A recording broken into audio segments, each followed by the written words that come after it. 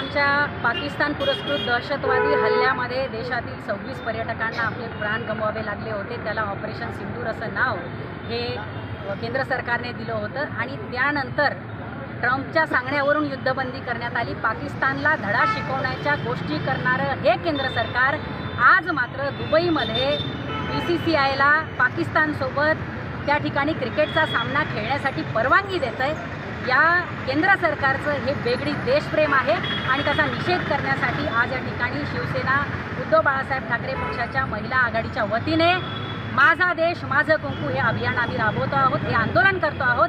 आणि आज संपूर्ण महाराष्ट्रभरामध्ये सगळ्या महिला ह्या आपलं कुंकू त्या ठिकाणी कुंकू प्रतीक स्वरूपामध्ये पंतप्रधान मोदींना पाठवणार आहेत आणि किमान या देशातल्या ज्या महिला भगिनींचं कुंकू हे पुसलं गेलं या दहशतवादी हल्ल्यामध्ये त्यांच्या कुंकाची जरा तरी जाण ही केंद्र सरकारने ठेवायला हवी होती आणि पाकिस्तानसोबत गुडघे न टेकता अशा प्रकारचा खेळ किंवा सामना हा करायला नको होता।